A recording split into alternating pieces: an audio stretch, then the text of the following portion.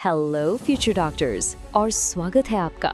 हम डाइव करने वाले हैं बॉटनी के एक सुपर इम्पोर्टेंट चैप्टर में, मॉर्फोलॉजी ऑफ फ्लावरिंग प्लांट्स। बिल्कुल, ये चैप्टर नीट के लिए इतना ज़रूरी है कि इससे क्वेश्चंस आना पक्का है।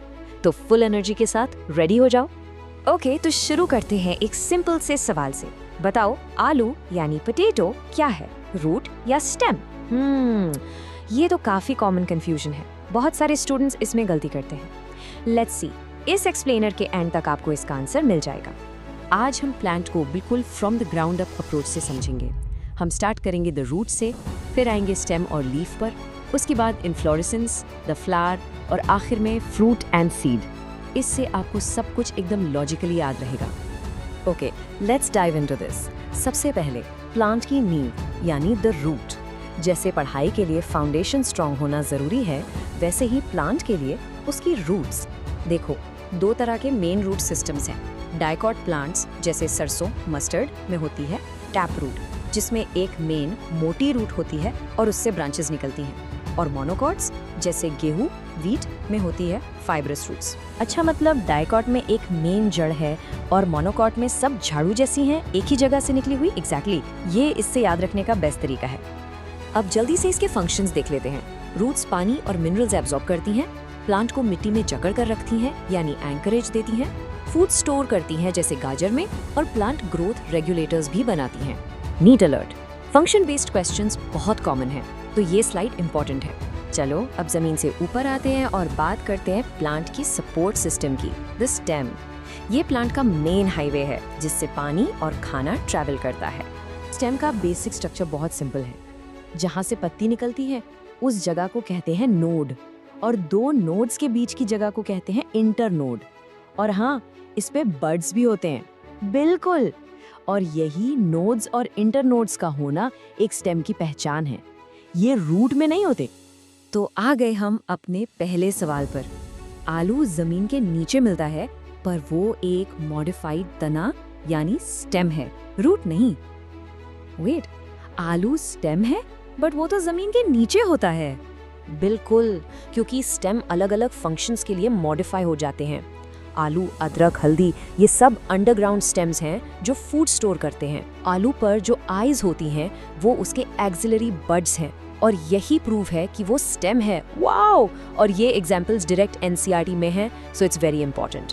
अब आते हैं प्लांट के किचन पर, उसकी फूड फैक्ट्री पर, द लीफ। यहीं पर फोटोसिंथेसिस से पूरे प्लांट के लिए खाना बनता है। लीफ में जो वेन्स का पैटर्न होता है उसे वेनेशन कहते हैं। डाइकॉट लीव्स में वेन्स एक जाल जैसा बनाती हैं जिसे कहते हैं रेटिक्युलेट वेनेशन, जबकि मोनोकॉट लीव्स में वेन्स सीधी सीधी पैरेलल चलती हैं। ओह, इजी ट्रिक। डाइकॉट में जाल जैसा, मोनोकॉट में लाइंस जैसी। Easy to remember.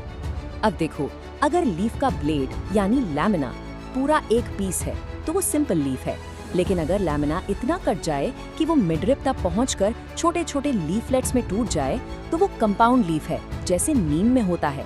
ये बहुत इंपॉर्टेंट पॉइंट है। लीफलेट के एक्सिल में बड नहीं होता, ये डायरेक्ट एमसीक्यू बनता है। चलिए आगे बढ़ते हैं। इन्फ्लोरेसेंस पर, ये स्टेम पर फूलों का अरेंजमेंट होता है। अक्सर स्टूडेंट्स को ये टॉपिक थोड़ा ट्रिकी लगता है, बट हम इसे एकदम सिंपल कर देंगे।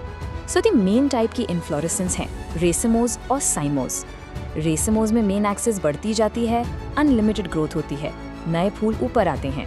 साइमोज में मेन एक्सिस एक फूल में एंड हो जाती है, इसलिए ग्रोथ लिमिटेड होती है। सिंपल एनालॉजी, रेसमोज की ग्रोथ रेस की तरह अनलिमिटेड है और साइमोज सीज हो जाती है, मतलब रुक जाती है। इस स्लाइड में आप एक्रोपेटल सक्सेशन क्लियरली देख सकते हैं। जो पुराने फूल हैं नंबर 1 वो नीचे हैं, और नए फूल नंबर 5 वो टिप पर आ रहे हैं। मेन एक्सिस कंटिन्यू ग्रो कर रही है।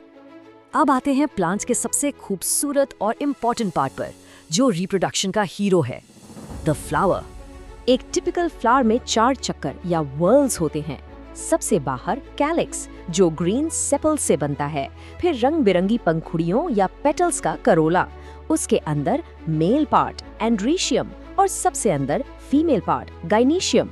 बिल्कुल, और इसमें कैलिक्स और करोला को एसेसरी ऑर्गन्स कहते हैं, जबकि एंड्रीशियम और गाइनेशियम मेन रिप्रोडक्टिव ऑर्गन्स हैं। जब फूल का काम यानी पॉलिनेशन और फर्टिलाइजेशन पूरा हो जाता है, तब बनते हैं उसके final products, fruit and seed. और ये स्लाइड इस पूरे प्रोसेस का समरी है।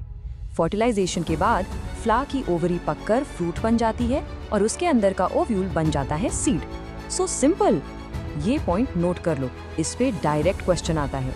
ओवरी से फ्रूट, ओव्यूल से सीड, परफेक्ट। अब सीड्स भी 2 टाइप के होते हैं ऑन द बेसिस ऑफ कॉटलिडेंस। चना या मटर जैसे डाइकॉट सीड्स में 2 कॉटलिडेंस होते हैं जो दाल की तरह 2 हिस्सों में टूट जाते हैं, और गेहूं या मक्का जैसे मोनोकॉट सीड्स में सिर्फ एक ही कॉटलिडन होता है। ये एक फंडामेंटल डिफरेंस है। तो चलिए एक सुपर क्विक रिवीजन करते हैं। हमने देखा कि रूट्स 2 तरह की हैं, tap root in dicots and fibrous in monocots. Stem की पहचान है नोड्स और इंटरनोड्स। फिर लीफ में डाइकॉट में रेटिकुलेट और मोनोकॉट में पैरेलल वेनेशन। इन्फ्लोरेसेंस में रेसिमोस अनलिमिटेड है और साइमोस लिमिटेड। फ्लावर के 4 वर्ल्ड्स हैं, और सबसे इम्पोर्टेंट, ओवरी से बनता है फ्रूट और ओव्यूल से बनता है सीड।